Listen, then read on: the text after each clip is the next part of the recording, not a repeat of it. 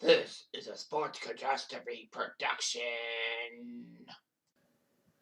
Hey there, Heather, ho there. It's Jeff Cutter Diver. Welcome you to another Sports Catastrophe birthday boy. And the birthday for today, November the 14th, is a player that is deceased. I couldn't find anything else for November the 14th. I did Kurt Schilling last year.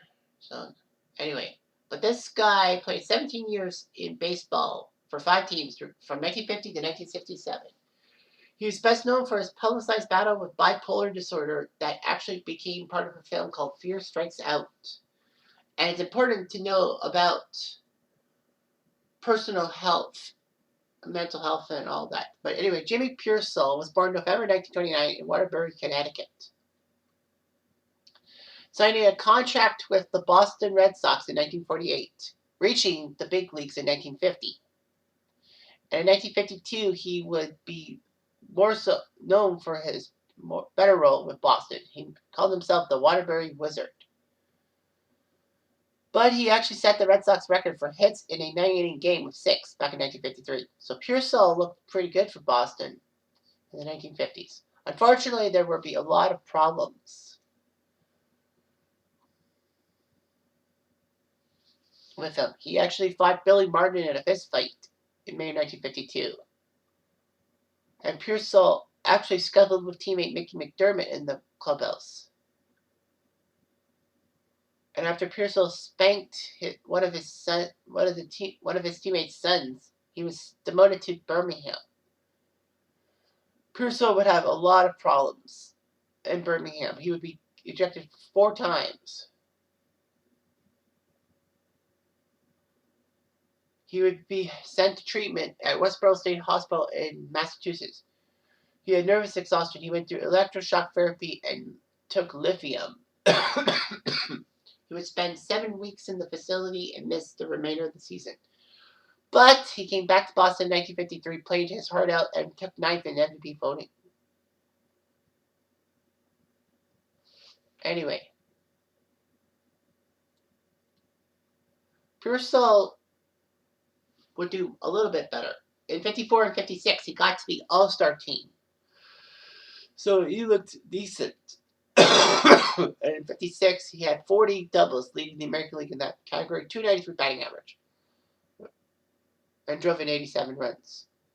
Unfortunately, Piersall had some issues and was traded to the Cleveland Indians for Vic Wertz. So this was a huge deal for Boston. Vic Wertz was one of the stars of the 1954 Indians team that was supposed to win the World Series, but couldn't. Piersall, strangely enough, would be reunited with Billy Martin, who was also acquired by the Tribe. Unfortunately, he was forced to go through psychiatric treatment in June of 1960.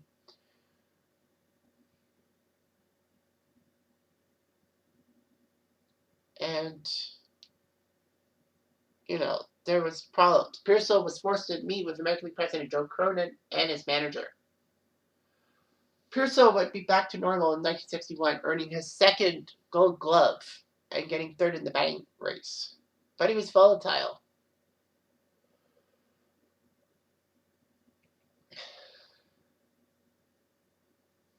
He felt a little better, but by October of 61, he was traded to Washington, the team, the 2nd Washington team.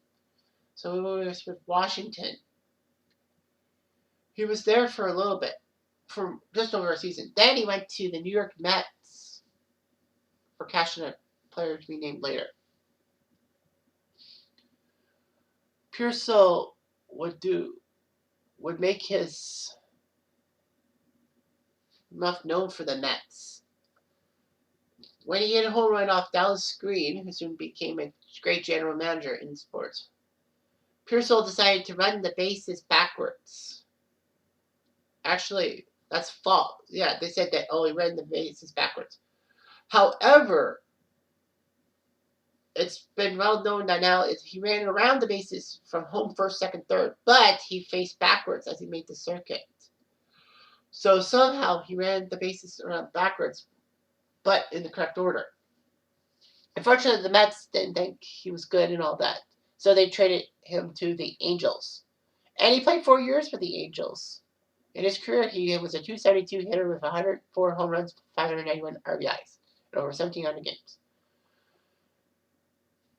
He actually wrote the book and the movie in 1957 before he left Boston.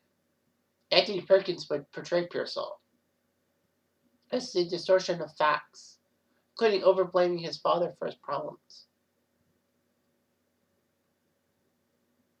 Anyway, Piersall had his problems and all that.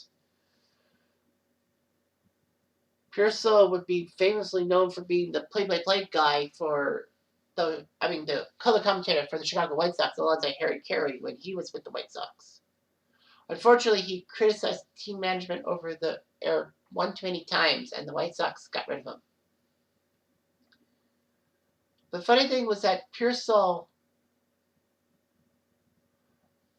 was invited to the White House in honoring the Red Sox 2004 World Series championship. It was just shocking and all that. Actually, Piersall was a roving minor league outfield coach for 13 years.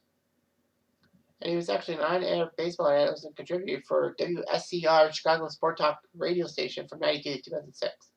The Red Sox inducted him to their Hall of Fame in 2010.